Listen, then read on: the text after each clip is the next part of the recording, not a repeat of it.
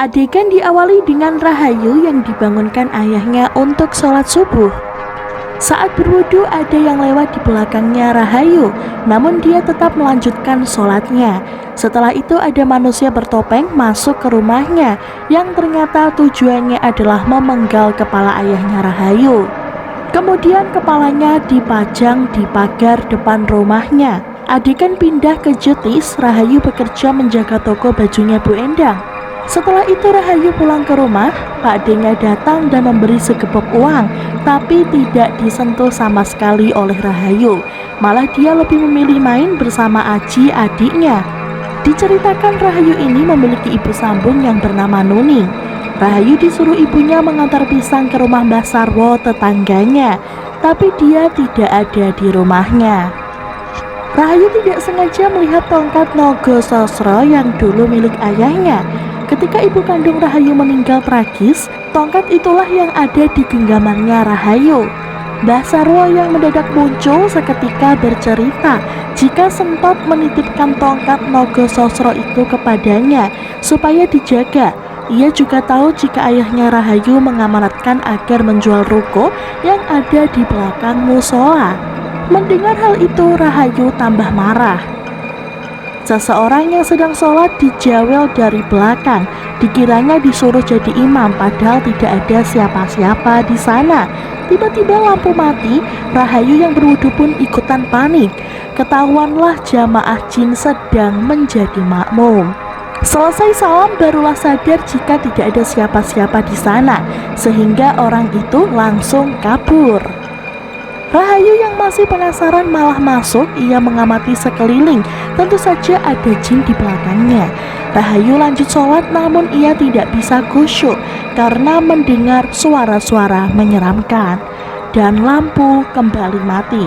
Disinilah kita tahu jika ada jin yang menjadi makmumnya Rahayu. Selesai salam, jin-jin tersebut menghilang begitu saja. Flashback ketika Rahayu kecil bercermin seperti ada yang lewat, sehingga ia naik tangga dan melihat ayahnya melakukan praktek perdukunannya dengan berbagai jin di belakangnya. Ayahnya mendatangkan ular untuk melawan ular di dalam tubuh pasien. Ular ayahnya menang, kemudian datang ke hadapan Rahayu. Rahayu hendak memegang tapi tidak dibolehin sama ayahnya. Pagi hari di pasar, dagangan Rahayu laris manis sehingga membuat Riri dengki. Ia menuduh Rahayu menggunakan penglaris karena dia anak dukun. Mendengar itu Rahayu tak terima dan Rahayu pun menyerangnya. Beruntung bantuan dari warga pasar dapat menyelamatkan mereka. Warga pun menduga jika Rahayu kesurupan karena semalam sholat di musola bapaknya. Kejadian ini didengar oleh Nuning. Beliau mengajarkan membaca ta'awud dan meludahkan 3 kali ke kiri apabila Rahayu merasakan kehadiran jin.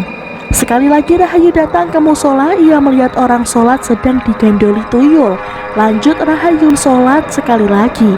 Ia tidak bisa khusyuk karena melihat jin di balik tirai. Rahayu pun mengikuti saran Nuning.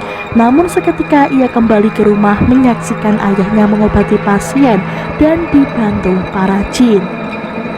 Rahayu kecil kesurupan sampai-sampai Pak D Sentot turun tangan. Menurut analisis Pak D Sentot, Rahayu seperti ini karena pengaruh ilmu perdukunannya ayahnya, sehingga ayahnya harus meninggalkan dunia perdukunan. Rahayu kembali ke musola, namun lampu kembali mati karena Rahayu kedatangan jin. Beruntung ia bisa keluar. Sampai rumah, Nuning didemo warga karena kesurupannya Rahayu tadi pagi hampir membuat satu pasar celaka. Rahayu pun mengalah dengan meminta maaf, namun ia malah dipojokkan. Sekali lagi Rahayu sholat di musola. Kali ini ia melihat diri kecilnya yang ditimang-timang jin. Rahayu kabur, malah flashback rumahnya yang kali ini berubah menjadi hutan. Untung hanya mimpi. Mbah Sarwo mengatakan jika Rahayu tidak sengaja memanggil mereka, yaitu mereka teman-teman masa kecilnya. Paginya Rahayu terbangun di pasar dalam kondisi muntah. Kali ini dia dapat melihat jin dari berbagai sudut. Dagangan Nuning laku keras membuat Bu Minah dengki sehingga menghancurkan dagangannya. Tiba-tiba datanglah ular gaib yang membuat kaki Bu Minah bengkak, bahkan membekas benjolan di kakinya. Malam hari warga kembali demo di rumah Rahayu. Noning pun hanya berlindung di balik pintu. Kelelawar bertebangan membuat Rahayu kesurupan lagi. Ular tadi pun melilit Buminah hingga akhirnya meninggal di hadapan Riri. Baginya warga menuduh kematian Buminah karena ulah Nuning dan Rahayu. Mbah Sarwo pun menengahi bahwa untuk meyakinkan warga, Nuning dan Rahayu harus melakukan sumpah pocong. Namun warga meminta hanya Nuning yang melakukannya karena sebelum meninggal Buminah hanya bertengkar dengannya. Pak Disentot menemui Mbah Sarwo karena ia tidak setuju dengan sumpah pocong itu. Menurutnya mereka hanya perlu membersihkan ruko dan meruqyah ulang Rahayu. Malah Mbah Sarwo menuduh Pak Disentot berniat menguasai harta ayah Rahayu. Malam harinya warga dikumpulkan di masjid untuk menyaksikan Nuning disumpah pocong. Seketika Nuning berpindah ke alam kesunyian. Ia menyaksikan suaminya yang melakukan berbagai ritual. Pocong dan berbagai jin harus ia hadapi. Di sisi lain Rahayu malah datang ke musola untuk sholat. Tentu saja dimakmumi oleh para jin. Selesai sholat para jin malah bersujud di hadapan Rahayu. Semua ini disaksikan oleh Nuning yang ternyata mereka berada dalam satu alam. Atas hal ini terbukti jika Nuning tidak bersalah. Keesokan harinya Rahayu mengetahui jika Nuning menawarkan ruko untuk dijual.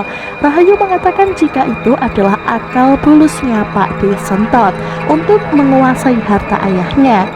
Bahkan ia juga adalah otak dari pembunuhan ayahnya. Mereka bekerja sama. Rahayu bangun kesorean, ia bergegas menemui Bu Endang. Karena hari ini ia tidak kerja, akibatnya Rahayu langsung dipecat.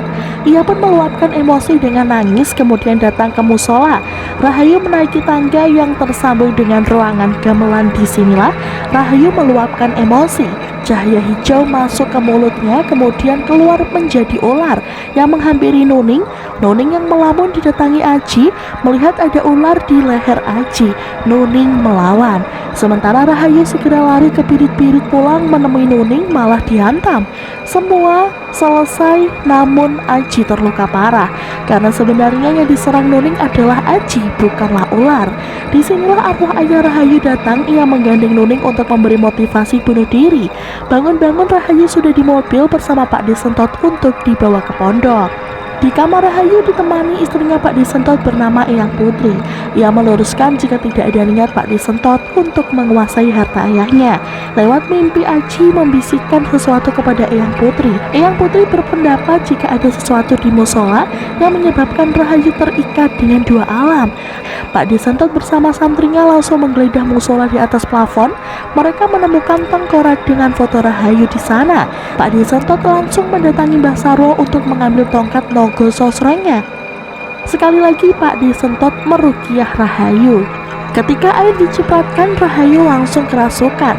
Rahayu diterbangkan para jin, dan disinilah kita tahu jika praktek dukunnya Mbah Sarwo ini kalah dengan ayahnya Rahayu, sehingga ia menyuruh Wahid yang merupakan anaknya Pak Disentot untuk membunuh ayahnya Rahayu.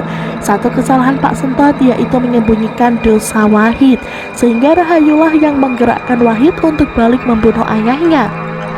Semua selesai, gantian Wahid yang bunuh diri. Tersisa Eyang Putri, beliau membacakan ayat kursi sehingga menghilangkan pengaruh jin di tubuh Rahayu. Pagi hari ia baru sadar di ending keris Nogo Sosro diritualkan, kemudian dikuburkan Eyang Putri dan dia ziarah ke makam Pak Disentot. Beliau menjelaskan jika jin yang mengiringi Rahayu sholat itu adalah Kanzab, namun mereka disalahgunakan sebagai jembatan untuk menguasai diri Rahayu dengan seutuhnya. Dan film pun selesai.